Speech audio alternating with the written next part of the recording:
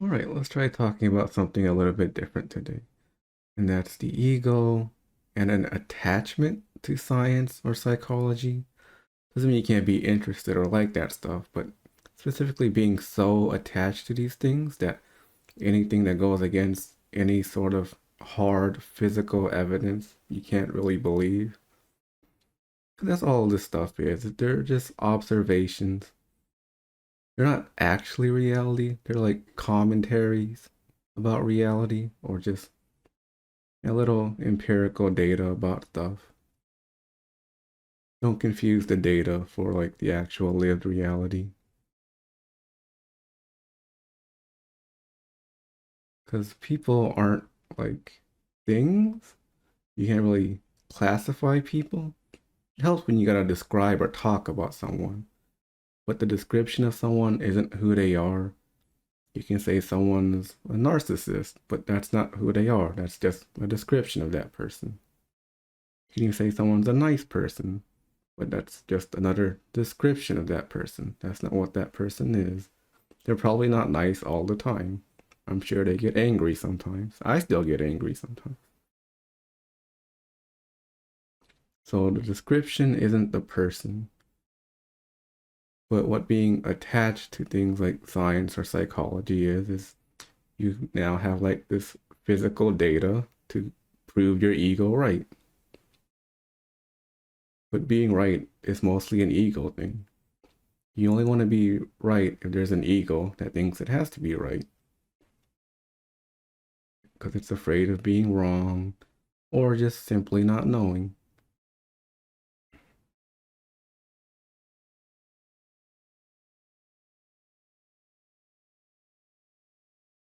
Any kind of generalization is really ego based. You're putting people into boxes and making conclusions about them. That's why people have stereotypes and stuff. But no one ever falls to a stereotype like all the time.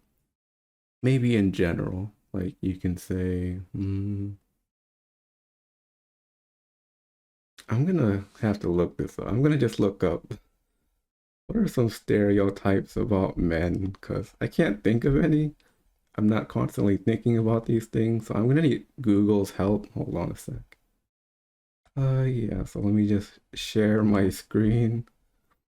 Oh, yeah, so according to this website, some stereotypes about men are, well, the first thing it says they're aggressive. Well, I don't know if I come off as aggressive, but I do got some weird stories to share. Show that I'm probably, in general, like as a trend, I'm not very aggressive. That's not to say I can't be aggressive in certain situations. Like when someone's being mean or two people are fighting and I gotta break it up, things like that. But in general, I'm not very aggressive. It's a stereotype.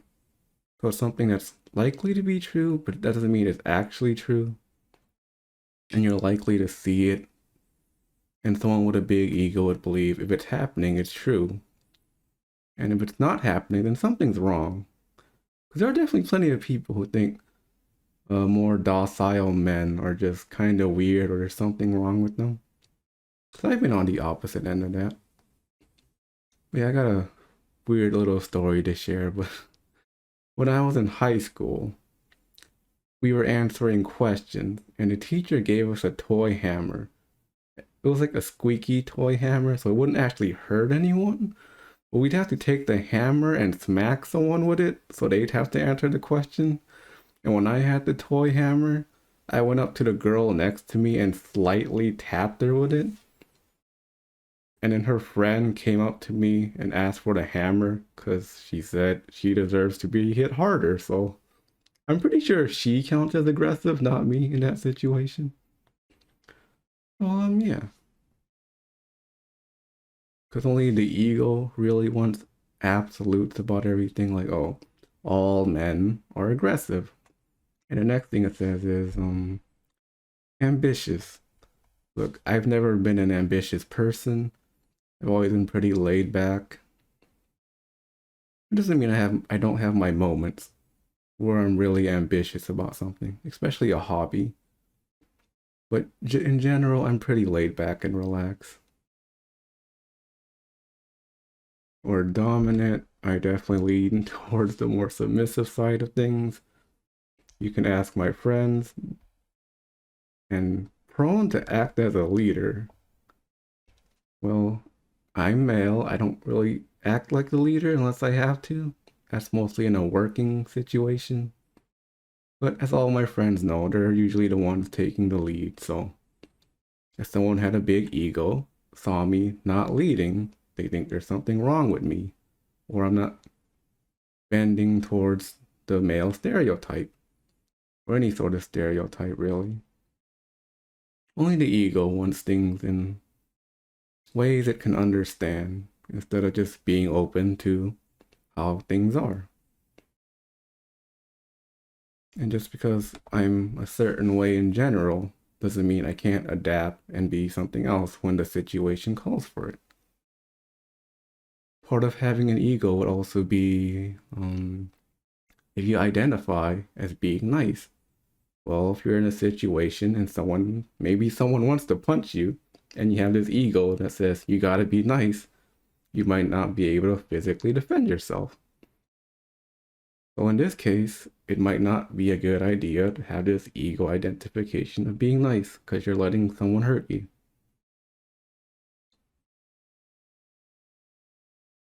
I mean, you can have a general inclination to being nice, but if you're in a situation where being nice is harmful, you can not act nice and you'd feel fine. Because if I believe I'm nice and I act in an unnice way, I'm gonna think there's something weird or wrong with me. Kind of an extreme example, but there are probably some people like that who just can't have a backbone or set boundaries. And it's kind of an ego thing.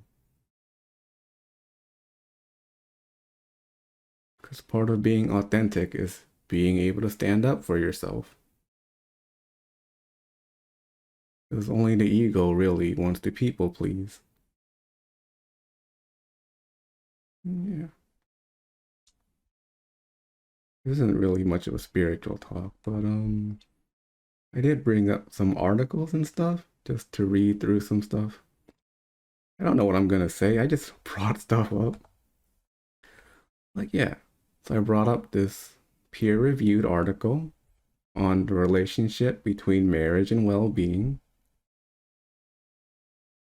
And I highlighted one thing that they used, the U.S. General Social Survey, or the GSS. Something I had to use when I was in school. I just wanted to share some stuff about data. And I highlighted some more things. Basically, they came to the conclusion that this paper revisits the literature on marriage and well-being with the use of variables reflecting marriage quality and data from the US, UK, and Germany. And finally, it is apparent that our results do not show a strong link from happiness to marriage in the sense that for singles, happiness at the beginning of a survey is not significantly related to being married at some point later in life. Or in simpler terms, how happy you are earlier on doesn't really influence if you'll be happier later, whether you're married or not. However, happier people are more likely to stay single instead of being unhappily married, but less likely to stay single compared to being, wait, I gotta like these things because it's hard for my eyes to keep following. The text is very small. I don't remember how to zoom in. Oh, here we go. Well, we can just skip through this. It's basically saying, there isn't a big relationship between how happy you are and if you're married or not. But, someone with a big ego really needs data and numbers to prove their point. And so I brought up the GSS, specifically with marital status and happiness. And this is from 2022, which is the latest data they have. And in this survey, there was about 72,000 people. If someone had a big ego, they could say something using this data like, well, let me change it to percentages by column. And they can go, like, imagine your mom going, hey, you should get married because if you look at the data here, when it comes to people who are never married, 16% are not too happy.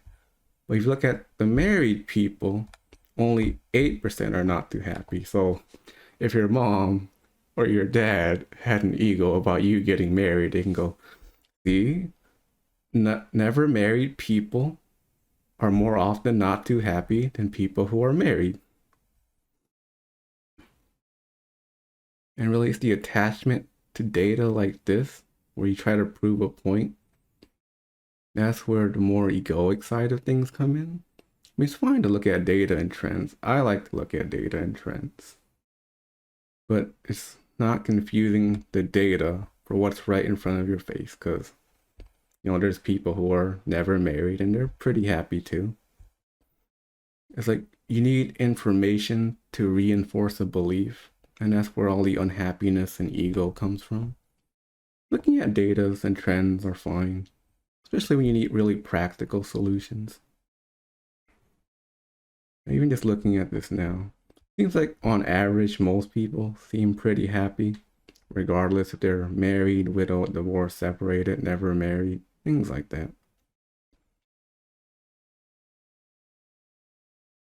And you can even just cherry pick information to get a specific agenda or narrative down. I mean, yeah, you can see the number that never married, not too happy. It's definitely double the size of married, not too happy.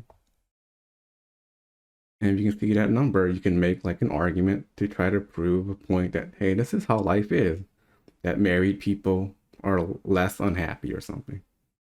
And you know, there are people who are unhappily married or people who are single and happy. There's no specific way life is. There tends to be trends. And honestly, if you want to just conduct your own research on surveys and stuff about things, you can just check out the GSS Data Explorer, where there's like labor force status. There's like a lot of these. There's 34 pages, and every page has a whole bunch of data. And you can make comparisons like over here, marital status and happiness, which is what that article was about. If you need a more descriptive way to see this stuff, just click on it and you can see the question they ask, like this one, labor force status. The question is, last week were you working full-time, part-time, going to school, keeping house, or what? Things like that. They also got the years. This question was on the ballot. So as you can see, it started around 1988. So we have information from 1988 to 2022 about this specific question. These are the people that answered it. Even like personality stuff, like in different situations, I've had people describe me differently. Like at work, I've had people call me a bit more outgoing, but in my friend circle, I'm considered really shy. But neither one of those are me. And if you have a big ego, if you think I'm shy, but one moment I'm outgoing, you're gonna think something weird's going on. Something doesn't make sense. I've definitely seen someone who knew someone was shy, and when he was a bit more outgoing, she confronted him. Was like, I never knew you were like this. And she was just really appalled about this guy just being outgoing at this party. It was kind of weird to watch, but yeah. Almost like he was lying about his personality, but like a personality's not set in stone. Like in one situation, you might be more outgoing. Another situation, you might be more reserved. There's no concrete way that you are, basically. And an ego needs things to be black and white and concrete. Yeah. Also, I don't really know what else to say. Maybe I can end on Hmm. You want to watch me take a personality test? Yeah, this wasn't much of a spiritual talk, was it? But yeah, in like 15 minutes. I feel like most people would have stopped watching by now. I don't think I'm saying anything particularly interesting. I am having fun. Let's take two personality tests I brought up. One is the Big Five personality test, and the other one is the 16 personalities test. Okay, so I accept people the way they are.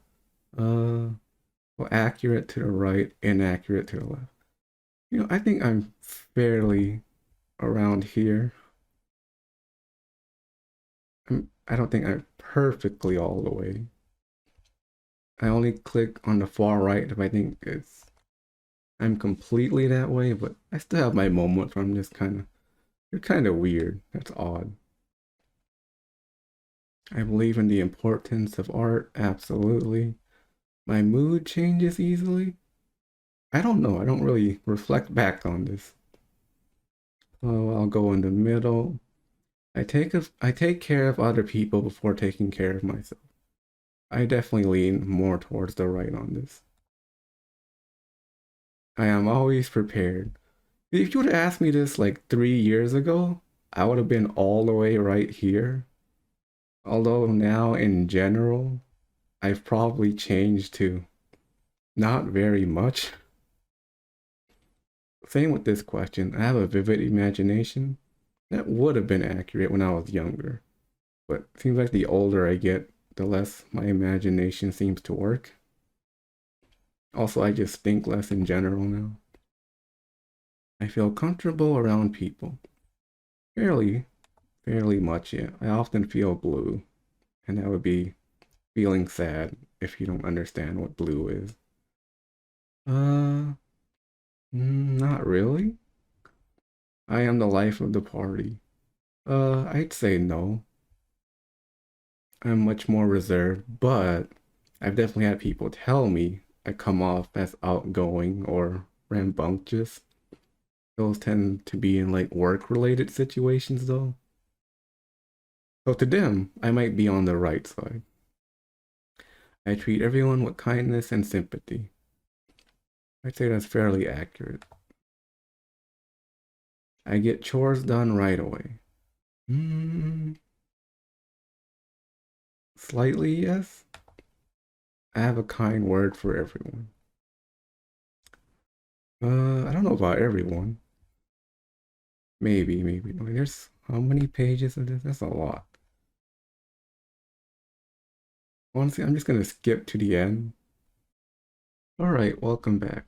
That took way longer than I thought. I thought it was gonna be like 20 questions most at least, but those were a lot of questions. I even started listening to music because of how long it was taking. Anyways, yeah, having an ego that's attached to these things, it's like believing these numbers actually mean something concrete about you. They're more like suggestions or observations. Like, I got a pretty big score on agreeableness. I tend to just go along with people and agree with them. That doesn't mean I can't disagree or be like, something's wrong here. So I sort of have like the trend of just agreeing with people.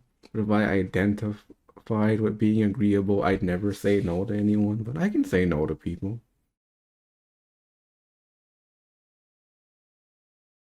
I don't really know what any of this means, to be honest.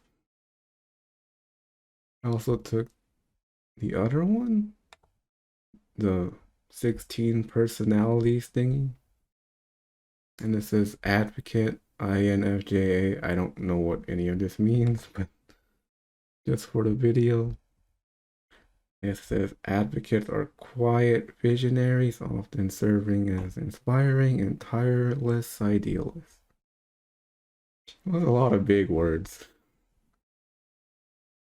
Well, I'm definitely quiet. I don't know if I'm a visionary. I don't think much or wonder about things much, to be honest. Is there more to this? Oh, there's more. slightly leaning introverted.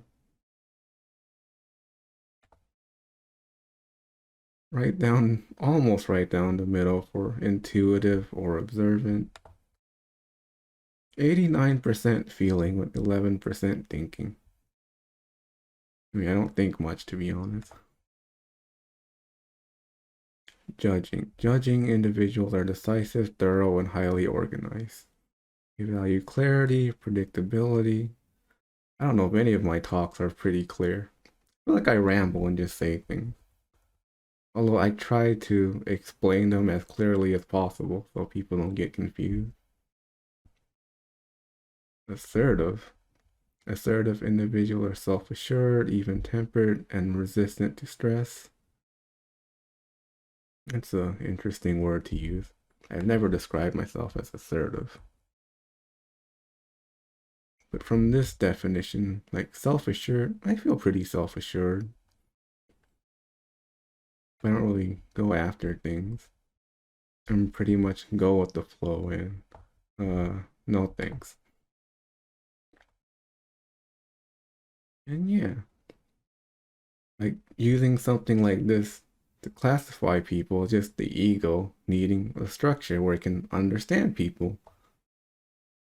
Then there needs to be like this idea that people are a concrete thing and you can label them like mean, nice, scary, anything. Those are all descriptions and labels. And they're not always like that. If you describe yourself as high energy, I'm sure you have moments where you just need rest and you're low energy. Someone who's attached to their ego and descriptions would see your bubbly self and see a moment where you're tired, and if they're really attached to that identity that they have of you, you're going to think something's wrong with you. Like, why aren't you bubbly and high energy? You might just have no energy. You might have had a bad day at work, or just you don't feel like it right now. And it's letting go of those clear, concrete ways of seeing life or people. Because the only thing that can have a concrete idea of something is a thought. Because life is just life, the way as it is. It can't really be described completely in the words. Words can only tell you an observation about life. No one's ever one way all the time. And you can't completely say someone is this or they're like this. Some people will say I'm nice. Some people say I'm kind of an asshole. I don't know. But neither one is true. Those are just descriptions. And someone really based in their ego, they need like a factual, concrete, 100% unable to be wrong description or evidence that what they believe is true. It can be a belief about you, a belief about them, that they're so smart or that they're dumb. And they have all this evidence to prove why they are the way they are, instead of just letting it all go and letting them be as they are without the description and just flowing naturally. It's like a shy person just letting go of the label shyness and letting them be a bit more outgoing when they feel like it. So they're attached to the shy label and they're in a situation where they want to be a bit more outgoing and talk to someone. Being attached to the label shy would just beat them up in their head going, well, I can't approach them because I'm shy, I'm weird, or I'm whatever. And it stops them from acting in an honest and authentic way because they have this idea of themselves that they're shy. It's one thing to say I'm shy and use it as a description and just, I gotta tell people something when they ask me, how do I view myself? But if you're attached to it, it's when you're in a situation and you argue yourself out of something because, oh, I'm too shy to do that. And really, that's it. It's just the ego needs something to cling to. It needs something concrete. If you want a bit more freedom, just let the descriptions go and let things kind of flow naturally. Don't take a side and just let things unfold. And there isn't the way it should. Because if there's a should, that's just more ego. Like that girl who saw my friend. Well, he's supposed to be shy, so he should still be shy. And he should act shy. Things like that. As opposed to just seeing, oh, I guess he's not shy anymore. Or at least not right now. No problem. Anyways, I just rambled on for like 20 minutes. I don't know if there's an actual point for me and all this other stuff. A bit less spiritual and just me talking about random stuff, but hope you enjoyed it anyways. Bye.